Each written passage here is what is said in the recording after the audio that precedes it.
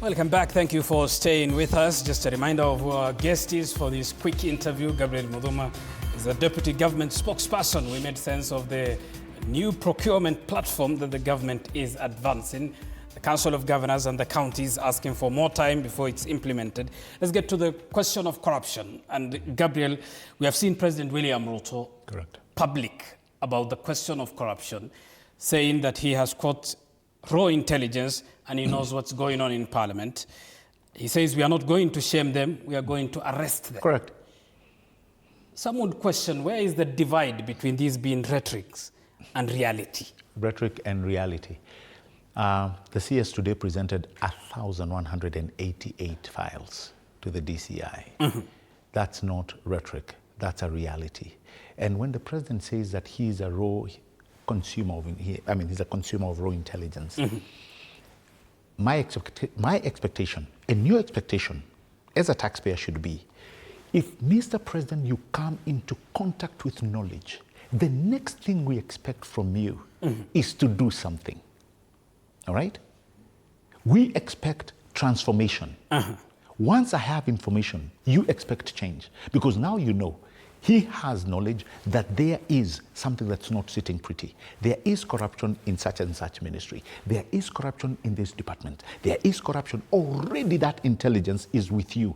And Gabriel, the one thing we cannot files you are referencing yes, to yes. in this is on SHA and the claims that were made claims, by various hospitals across the country. Correct. But the president says he knows what's happening, even in Parliament. Yes. That he's not going to arrest them, he's not going to shame them only, but yes. arrest them too. Correct. One would wonder, they are independent agencies tasked with fighting corruption. Yes. The presidency is not, to the best of the Constitution, one of them. That's true. Mm-hmm. That's true. And what he will do, I don't think he'll break the law. He's never done it, and the reason why obviously he cannot arrest is because he said, back then, he said, okay, the institutions that you're talking about, uh-huh. which are mandated by the Constitution to do this work, back in the day, they were receiving calls and orders from above. This time around, he said, guys, listen, this is what has been ailing these institutions. I have given you full financial autonomy, do your thing. Mm-hmm. You will never hear a call from me. He has always kept saying that, regurgitating, and that's true. No person has ever come and said, you know what, I received a call from the president telling me otherwise. That has never happened. So when he talks about this institution, we have brought files to you. The next thing we expect you to do is to charge people, because these are the facts, all right? The fraud, obviously, that we are seeing, it's not perpetuated by government, not by his administration. And that's why he is so free when he tells the institutions, those that you've said are mandated by the Constitution, to deal with this mess. He's telling them, guys, I have done my part. With the knowledge that I received, I have done something with it. And that is why I said, once you meet or once you come into contact with knowledge, the next thing we expect is responsibility. Mm-hmm. The president has been responsible enough by saying, we are finishing this. It's no longer rhetoric.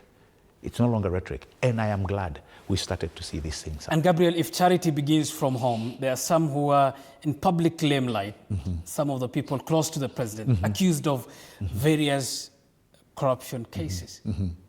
lifestyles that they wouldn't necessarily be accountable to. Mm-hmm.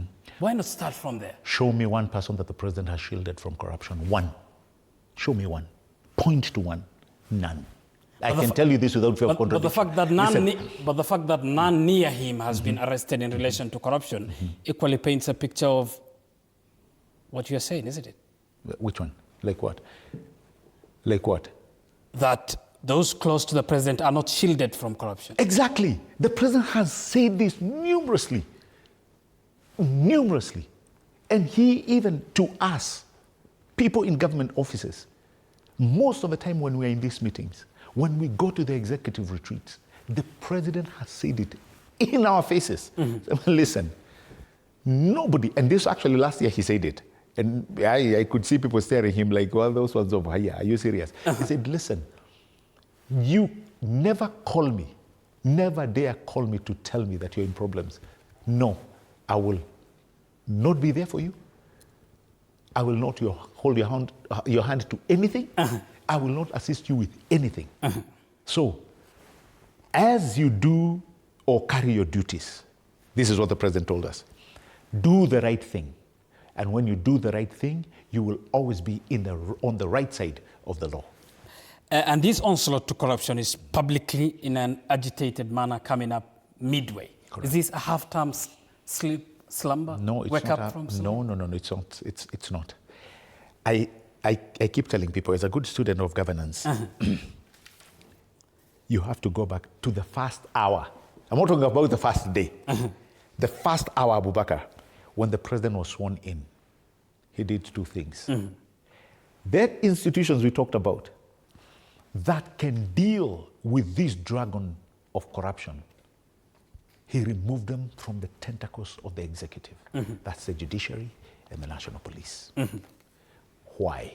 Because he knew he was entering into a treacherous journey. It was going to be a very, very long and hard work. But on the first hour of his accepting the mantle of presidency, he made those two institutions. And Gabriel Muthuma, will we see under the government, will you serve as the deputy spokesperson for, under its watch, high-profile corruption cases prosecuted, irrespective of their link and friendship with the president? We've seen several governors already, the EACC, and like you've said, the minute the president brings this information, his administration brings this information to those offices, we need to see the police, the investigative arm, doing their work. We need the judiciary to live up to the true meaning of their cause and their calling, and ensure that the people who've been brought forth, everything is investigated under the law, and to be fair to the tax-paying Kenyans, where money has been lost, where there has been pilferage, where people have been culpable. We hope, we pray in this administration, people will go into prison. Irrespective of their proximity to the president. Correct. Fair enough. Perhaps one last question. There is a raging debate, and I'm sure you must have seen these of terms, be it one or two. Needless to ask whether it is one or two in your case, as you are defending the Kenya Kwanza government. You would ask this. But is the government in any way consciously observing these raging debate of terms that the opposition says is taking center stage? You know, I go back to what my president said. He said the one thing that he will not do, because when he came in, people are telling him, Mr. President, go slow here so that, you can secure a second term. He said no. And I like that spirit, because what it tells me is that your term in office, the credibility of your term in office, working for people, should have something more superior than the longevity of it. It's not how long you serve, it's how well you serve. That credibility is what people want to see. So when you're out there, to me, when you say the slogans I'm hearing, that's a slogan. It means nothing. It's a slogan. Do you know what? It's akin to what I was telling people last evening. It's akin to where I come from. People say, okanake, or anguka nayo, or floss in mauano. You say, Gabriel, those are slogans. They'll do nothing. Gabriel, you say this is slogan. The opposition says this is a deeply entrenched belief that this regime that you serve under should be one term. Listen, when I call it a slogan, tell me the one term in providing healthcare. Tell me the people who are now making a living, affordable housing. What does that mean to them? The teachers who've been employed, 76,000 teachers who've been employed, what does that mean to them? It's a slogan. The doctors who've been taken in, that's a slogan. 400,000 heading to 500,000 people have left this country on labor mobility. To them, Anthem is a slogan. It means nothing. What of to the families whose loved ones were killed extrajudicially on the streets protesting?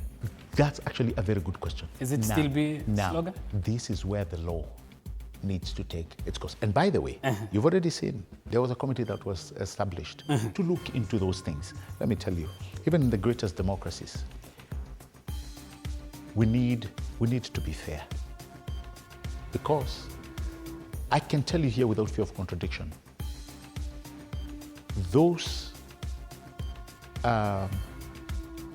things, those imbalances in society, where today we have policemen from the previous administration who are held in court to answer to charges of harming people, of killing people.